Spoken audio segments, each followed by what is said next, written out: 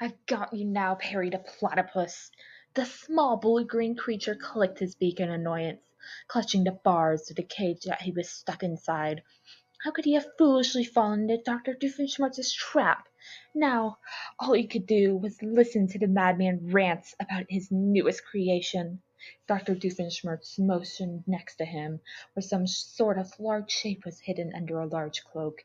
This, Perry the platypus, this is my most genius creation of all time. No one will be able to stop me now. Ha ha ha. Perry couldn't help but roll his eyes at that. After all, how many times had he heard that one?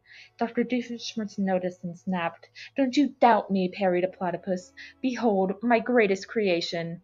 The doctor ripped the cloak away to reveal what looked like any old machine, homemade by Dr. Doofenshmirtz himself. Perry couldn't help but be curious at what the machine could do, but he knew that Doofenshmirtz would go on about it any second now. Then the machine would break or something, Perry would get away, blah blah blah. It was the same old thing. This here, Perry the platypus, is the animator. He looked immensely proud of himself as he watched the platypus's expression turn into one of confusion.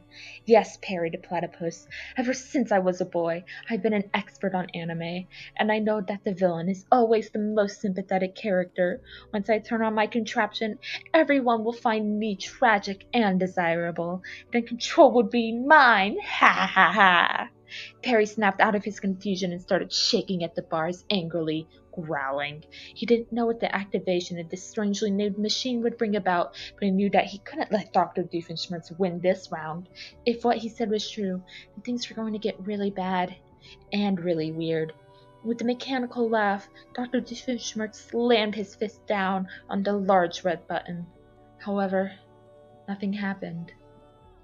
After a few really long and really awkward moments, Dr. Doofenshmirtz started to yell. Are you kidding me? I spent 5 days straight watching popular anime just to build this useless machine. Have you ever seen Gravitation, Perry the Platypus? The animation is... With a long sigh, Dr. Doofenshmirtz dragged a hand down his face. Perry almost felt sorry for the guy. Since my evil plan has been ruined by faulty machinery, I might as well let you go. Until next time, Perry the platypus, he said as he opened the door to the cage. Perry wasted no time leaving the cage. He almost considered fighting Dr. Doofenshmirtz anyways, just to keep him from starting some new evil plan right away. But he decided against it. It would just mean that he'd have to spend more time here. He was halfway to the door when the machine began to glow. Perry knew that he should have ran, but he froze in the panic. He heard Dr. Doofenshmirtz yell, Aha, it works! Quick, Perry the platypus, get back in the cage!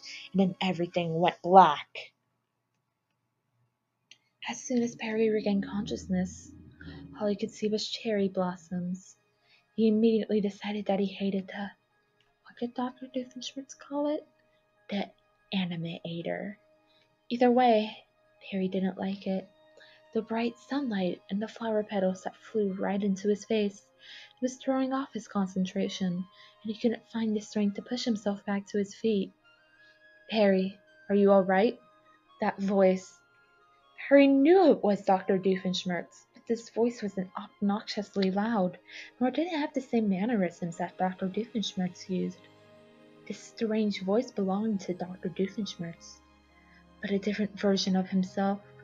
Perry was finally able to wake himself up enough and turn to respond to Dr. Doofenshmirtz's question with a growl of, Yes, I'm all right, but you won't be. But instead, Perry found himself gasping. His eyes were the first thing he noticed.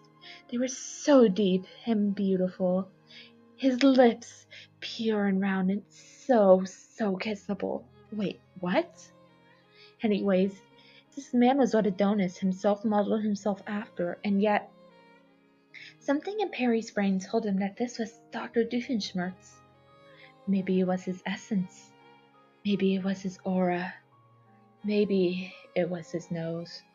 Dr. Doofenshmirtz, or the gorgeous man pretending to be him, also seemed shocked. He murmured, Perry, you look different.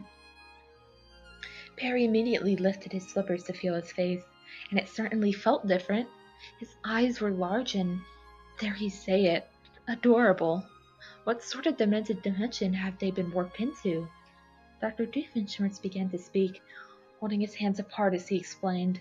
What my machine did, I cannot confirm, but I think it would be in our best interests if we found it and turned it off before there are any permanent consequences. But I don't know if I can do it by myself. His gaze lingered on Perry, and the platypus realized that he was being asked to help.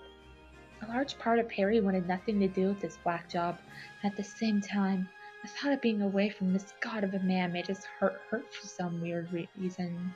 So, with a reluctant growl, Perry stuck out his flipper hand to seal the deal with a handshake. Dr. Doofenshmirtz must have read it in another way, as he took Perry's hand and began to lead him away. Perry considered snatching his hand away. After all, what if this weird pretty boy version of Dr. Doofenshmirtz was just leading him into another trap? Alas, he did no such thing. And together, hand in hand, they set off together. The end. Okay, I promised this, oh my god, how long ago has it been? It's been 5 fucking years ago. I'm there. I hope you're happy. I finally did it.